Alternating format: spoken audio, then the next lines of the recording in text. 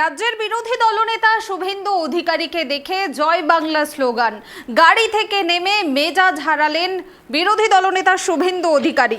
রাজ্যের বিরোধী দলনেতা শুভেন্দু অধিকারীকে দেখে জয় বাংলা স্লোগান, গাড়ি থেকে নেমে মেজাজ হারালেন শুভেন্দু অধিকারী। বুধবার খানাকুলে গিয়েছিলেন বিরোধী দলনেতা, সেখানেই এই ঘটনাকে কেন্দ্র করে সাময়িক উত্তেজনা ছড়ায়। শুভেন্দু অধিকারীর এমন আচরণের প্রেক্ষিতে সোশ্যাল মিডিয়ায় পোস্ট করে বিরোধী দলনেতাকে কটাক্ষ তৃণমূল নেতৃত্বের। এ বিষয়ে আমরা কথা বলবো। এই মুহূর্তে আমার সঙ্গে টেলিফোন লাইনে রয়েছেন বিজেপি নেতা কৌস্তব বাগচি। কৌস্তববাবু নমস্কার, ট্রাইব টিভি বাংলায় আপনাকে স্বাগত। আপনার সঙ্গে কথা বলছি আমি কুনামি। রাজ্যের বিরোধী দলনেতা শুভেন্দু অধিকারীকে দেখে জয় বাংলা স্লোগান দেওয়া হয় এবং তারপর শুভেন্দু অধিকারীর এমন আচরণের প্রেক্ষিতে সোশ্যাল মিডিয়ায় পোস্ট করে শুভেন্দুকে কটাক্ষ করেছে তৃণমূল নেতৃত্ব। কি বলবেন এ বিষয়ে? আমি প্রথমে আপনার থেকে জানতে চাইছি শুভেন্দু অধিকারী কি আচরণ করেছে। তিনি মেজাজ হারিয়েছেন গাড়ি থেকে নেমে, যারা তাকে দেখে জয় বাংলা স্লোগান দিয়েছিলেন তাদের উপরে। দেখুন, শুভেন্দু অধিকারীকে যদি কেউ উত্তপ্ত করতে চায়, শুভেন্দু অধিকারী মমতা বন্দ্যোপাধ্যায়কে হারানো লোক। শুভেন্দু অধিকারী ইটের জবাব পাটকেলে দিতে খুব ভালো করে জানেন এবং এই তৃণমূল শেষের দিন যত এদের ঘনিয়ে আসছে, এদের তত মাথা খারাপ হয়ে যাচ্ছে। এরা যদি ভাবে যে মানুষকে উত্তপ্ত করবে, মানুষ ছেড়ে দেবে, এদের ছাল চামড়া তুলে নেবে জনতা। বাংলার মানুষ মুখিয়ে আছে, এদের ছাল চামড়া তুলে নিতে। 2026-এ পরিবর্তন হতে দিন, বদল দুটোই হবে। এরা যত অসভ্যতা করছে, যত বর্বরতা করছে, ইঞ্চিতে সুদে আসলে সব ফেরত পাবে এরা। কৌস্তববাবু, এটা কি ধরনের শিষ্টাচার, কেমন রাজনীতি, কি বলবেন?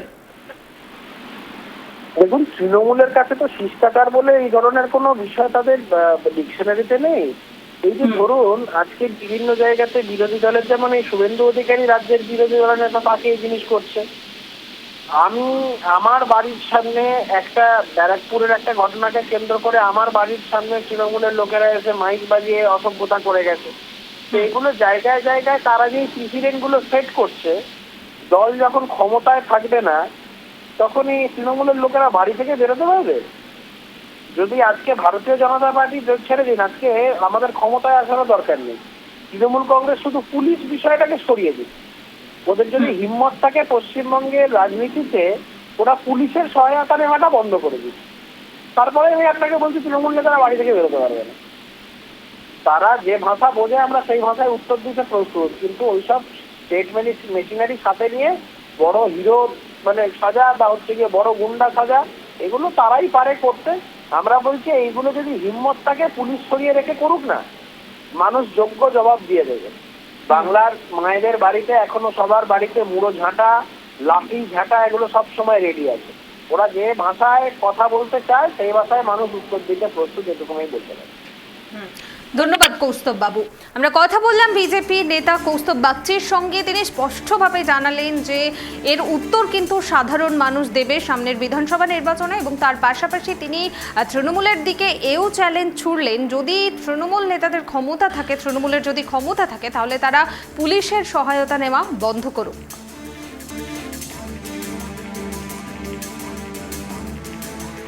এবার আমরা এই খবরের বিষয়ে বিস্তারিত জানবো। এই মুহূর্তে আমার সঙ্গে টেলিফোন লাইনে রয়েছেন আমাদের প্রতিনিধি তন্ময় খান।